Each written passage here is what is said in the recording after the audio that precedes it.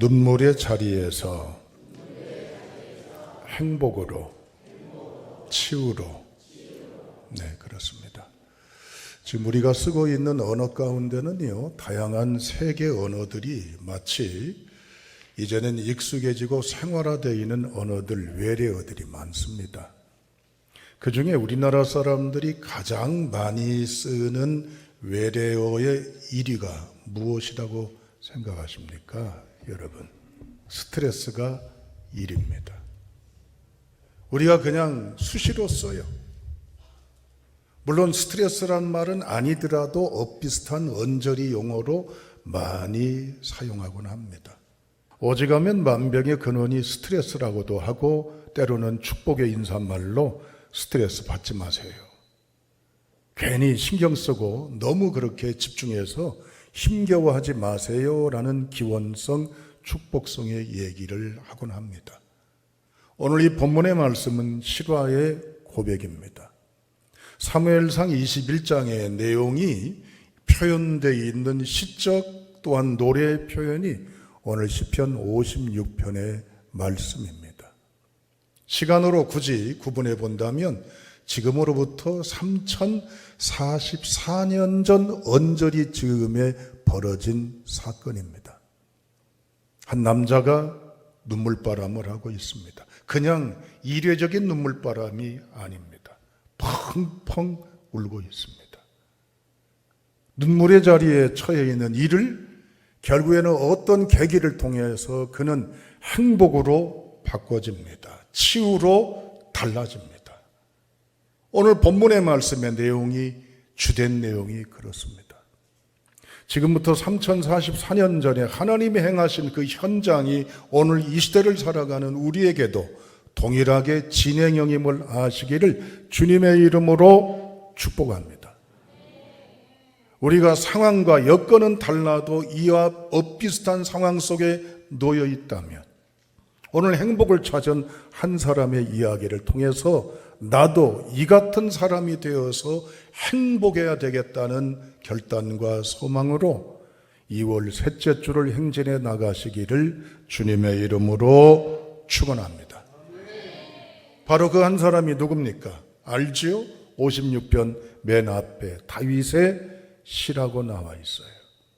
다윗이 바로 오늘 그 눈물바람의 주인공입니다.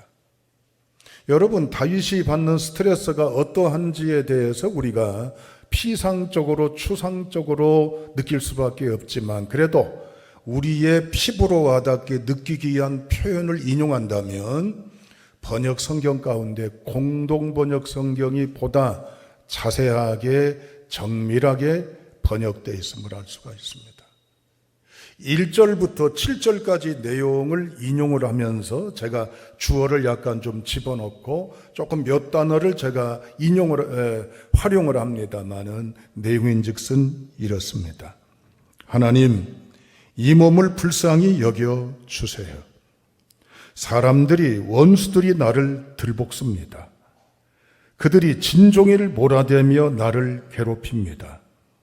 그 사람들이 이다지도 많은지 나는 몰랐습니다. 나는 너무나 무섭습니다. 그들이 온종일 나를 헐뜯습니다. 그들이 온종일 나를 해칠 생각만 합니다.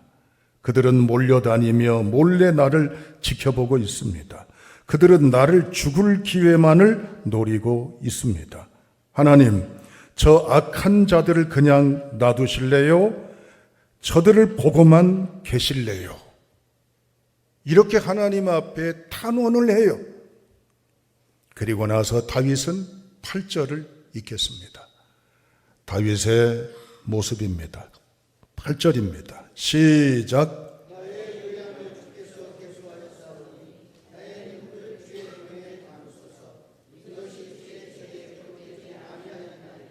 아멘. 나의 눈물을 주의 병에 담아달라고 얘기를 해요. 다윗이 울고 있어요.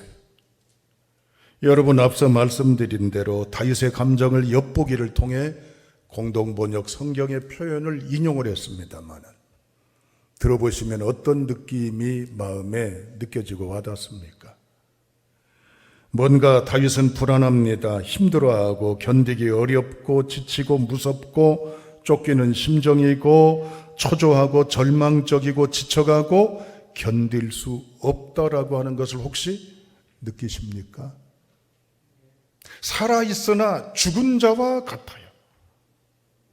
오늘의 시간을 보내고 있으나 내일이 다가오는 시간에 대한 기대감이나 희망이 잃어버릴 수밖에 없는 상황에 다윗이 처해 있다라고 하는 것입니다. 본문의 내용은 블레셋에 잡혔을 때라고 나와 있어요. 이 세상에 장인 어른이 사위를 시기 질투 정적으로 여깁니다.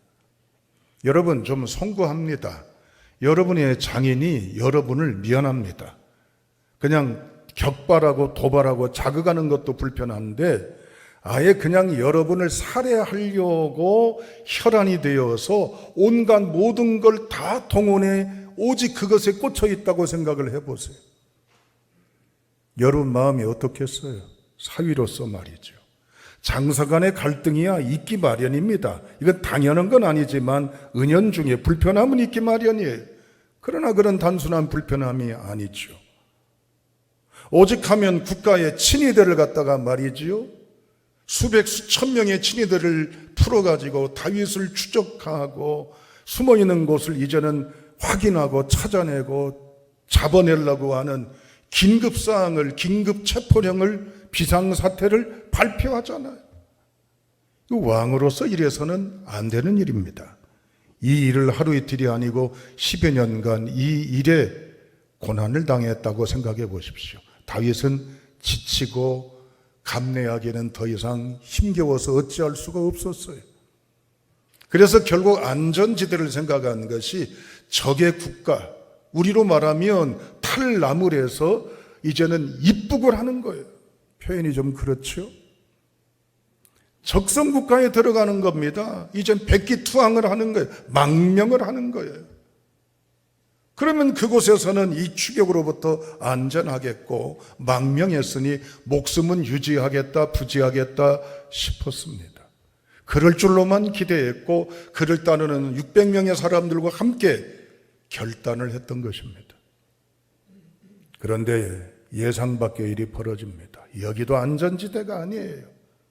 또 역시 음해하고 죽이려 하고 이제는 여러 가지 색깔이나 좋지 않은 시선으로 이 다윗의 목숨을 노리는 이러한 긴장감이 다윗에게 가득하고 있습니다. 다윗은 이제 도망갈 곳도 없습니다. 다른 비상구도 없고 대책도 없어요. 완전 절망 상태에 빠졌습니다. 그때 다윗이 이러한 탄식을 하면서 눈물을 병에 담아달라고 얘기해요. 여러분, 이 병이라고 하는 건 단순히 은유적인 표현이 아니에요.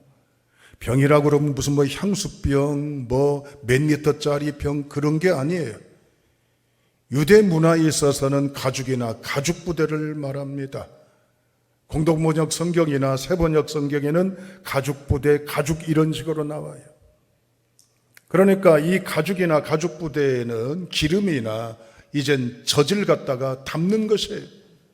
대단히 중요한 부분이죠. 그러나 작은 용량이 아닙니다. 등에다가 짊어지고 하기 때문에 엄청난 분량이에요. 이 말은 물론 과장법이 동원되긴 했지만 다윗의 눈물이 이 부피의 가죽부대에 꽉 차 있다는 거예요. 다윗이 그만큼의 남모르게 눈물을 헤아릴 수 없이 흘렸다라고 하는 사실입니다. 설교를 준비하면서 저는 혼란스러웠습니다.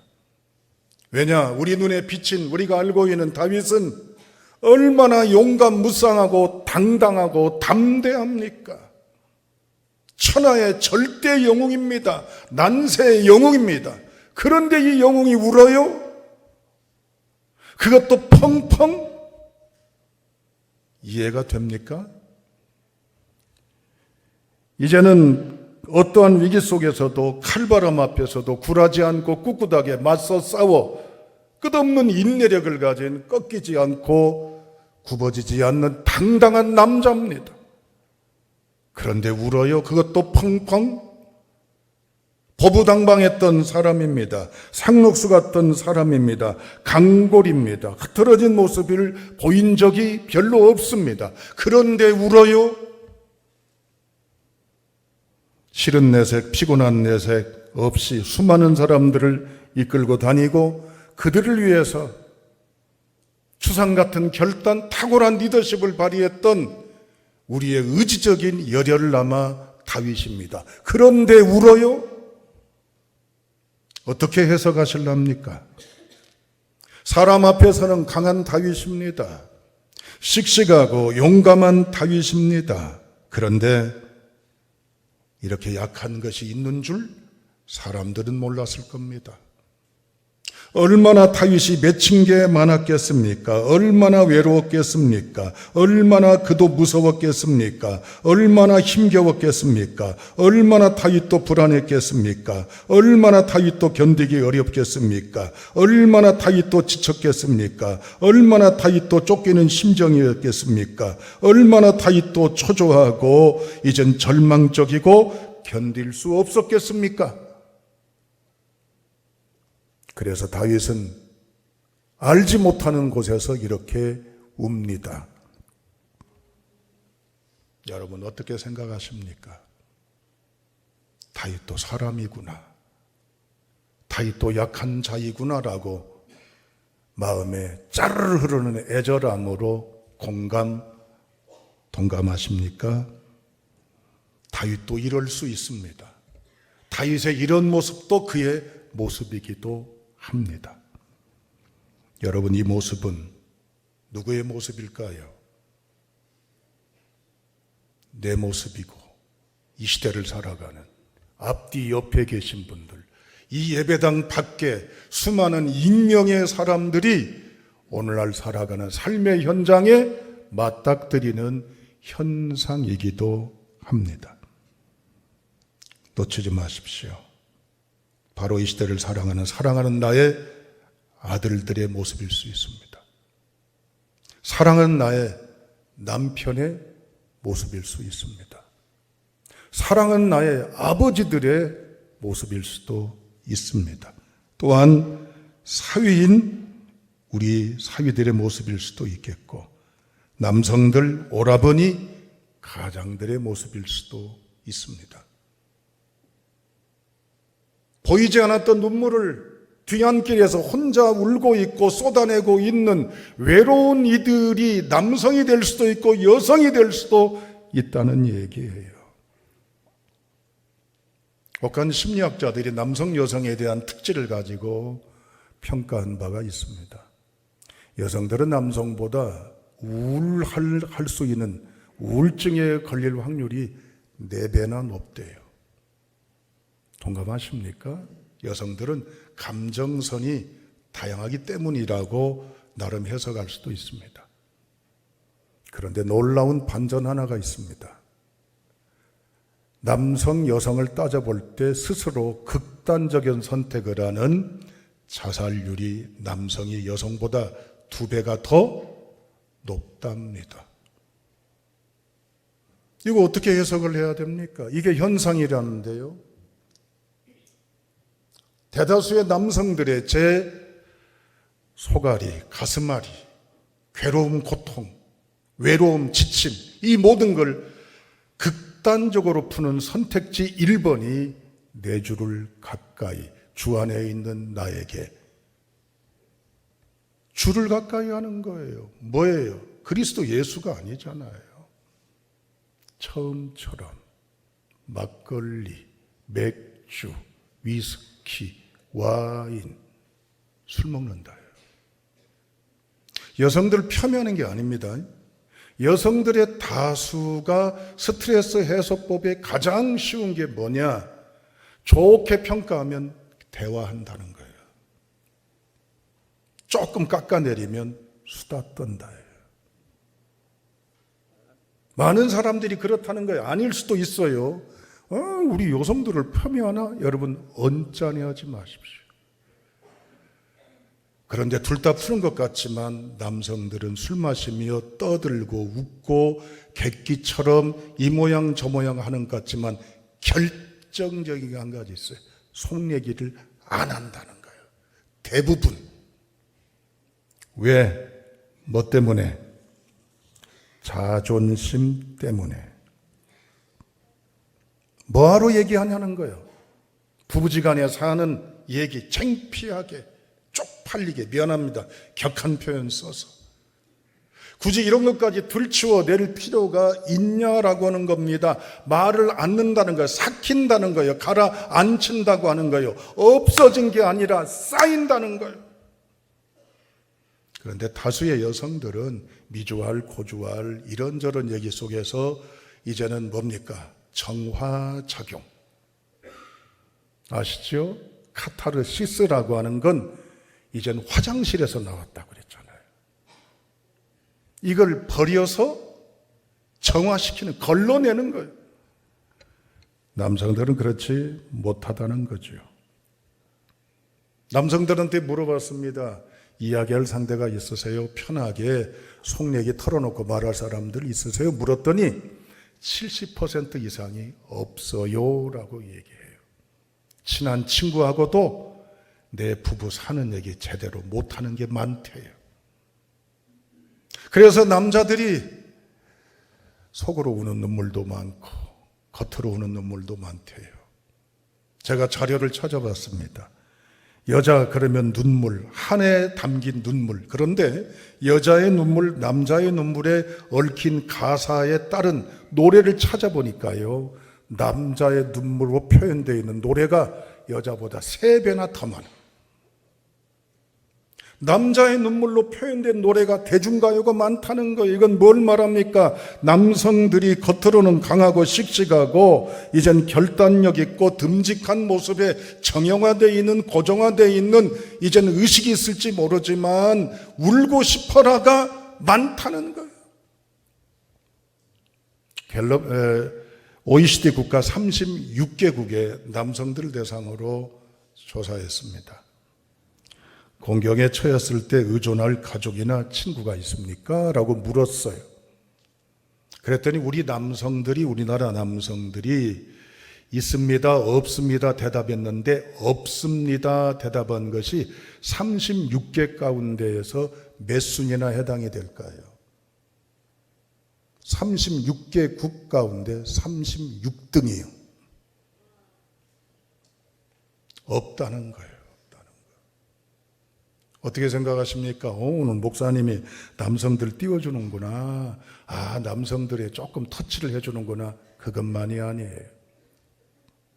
물론 오늘 다윗은 남성이기 때문에 그럴 수 있죠. 다윗이 이 가스마리를 주변에 있는 측근들, 지근에 있는 이제는 참모들하고 얘기합니까? 말 못하잖아요. 이 리더로서의 고독감, 고충감, 스트레스, 압박감을 어떻게 하면 토로하면서 어떻게 하면 좋을지 방안이나 방법론을 모색합니까? 아니잖아요. 왜 못해요? 리더로서의 자존심 때문에 그래요. 차마 이런 모습까지 안 보이고 싶은 거예요.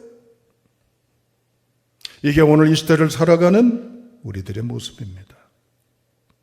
어떤 상담학자가 혼자 우는 남녀에 대한 부분을 파악을 하고 싶었어요. 언제 울고 싶습니까? 라를 파악하기 위해서 설문을 이제 홈페이지에 공개하고 댓글로 답해달라고 그랬어요. 여성들은 줄줄줄줄줄, 남성들은 없어요. 그런데 이메일로 와요. 이메일로 오는데 언제 혼자 울고 싶으세요? 라고 하는 질문의 1번, 항상 울고 싶었어요. 2번째, 기대에 울 어깨가 없을 때 더 울고 싶었어요. 대부분의 남성들, 대부분의 사람들이 울고 싶어도 울지 못하는 표면적으로 연기파 배우로서 살아가는 압박과 스트레스 속에 우리가 처해 있다는 사실입니다. 다윗이 이 처참함 속에 있지만 그래도 다윗이 붙잡았던 것이 바로 뭘까요? 다 같이 보십시다. 3절 보십시오. 내가 주를 의지하리이다. 4절 내가 하나님을 의지하고 4절 내가 하나님을 의지하였은즉 10절 보시죠. 내가 하나님을 의지하여 여호와를 의지하여 11절 내가 하나님을 의지하였은즉 무려 6번씩이나 다윗이 강하게 확실하게 분명하게 말한 게 있어요. 내가 누구를 의지한다고요? 하나님 의지한다는 거예요. 이 하나님을 의지하기 때문에 4절 11절 보세요. 4절 끝에 내게 어찌하리까? 11절 끝에를 보세요. 내게 어찌하리까? 이들이 나를 괴롭히고 이들이 나를 죽이려 하고 이들이 나를 이렇게 하지만 나 겁없어, 두려워지 않아, 걱정하지 않아. 앞에서는 질질 짜고 앞에서는 눈물바람에 한 고독한 남자의 애달음이 있지만 반절이 벌어지잖아요. 무엇을 통해? 하나님을 의지함을 통해. 바타흐 1인칭 미완료형입니다. 이 말은 매달린다, 꽉 붙잡는다, 꼭 안긴다 그 말이에요. 이 말은 뭐냐면 아이가 엄마 품에 안겨 있는 형국을 말합니다. 다윗은 주변 사람들 붙잡고 내가 이랬다라고 내 어려움, 슬픔, 괴로움을 알아달라고 이제는 위로받자고 한 얘기가 아니었어요. 사람의 어깨에 기대려 하지 않고 그도 술도 마실 수도 있고 비관도 할 수 있고 방황도 할 수도 있지만 누구의 품에 달려들고 누구의 가슴을 붙잡았으며 누구를 진정 붙잡고 놓지 않았어요? 하나님이셔요. 저희 아버님도 그러셨어요. 그래서 이 환난의 때를 이겨낸 신앙의 간증 저도 느끼고 체험했습니다. 사랑하는 여러분, 우리 그리스도인들도 너무나 힘들고 어렵다 보면 방황할 수도 있습니다. 물론 그렇죠. 하나님 믿으면서 몇 잔 술에 씻어보려고, 털어보려고, 잊어보려고, 해결해보려고 몸부림치는 남성들 또는 여성들 계십니까? 아니면 세상 사람들이 이렇게 저렇게 해서 스트레스 해소법이라고 하는 것에 나를 거기에 던져서 탈출해 보려고 하십니까? 천만의 말씀입니다. 오늘 주님이 저와 우리에게 말씀합니다. 외롭지, 힘들지, 어렵지. 내가 네 눈물을 알아. 다 눈물을 헤아리고 있어. 그러니 나에게 따라합니다. 매달려, 붙잡아, 함께해. 할렐루야. 이 믿음으로 나갈 수 있길 주님의 이름으로 축복합니다. 세찬 인생의 바람 앞에 부러질 듯 꺾일 듯 날아가 버릴 듯한 내 모습이라 할지라도 주님 안에 거하시길 주님의 이름으로 축복합니다. 외로운 남성들이시여 주님 붙잡고 우십시오. 거기에 평강이 있습니다. 이제 남편 문제로, 아들, 딸 문제로, 때로는 아내 문제로, 부모 문제로, 일상의 여러 문제로 괴로워하신 여성분들, 또한 많은 지체들, 주님 붙잡고 오십시오. 거기에 소망과 거기에 구원이 있음을 기억하시고 눈물의 자리에서 치유의 자리로 나가신 우리 모두가 될 수 있기를 주님의 이름으로 축원합니다. 기도합니다.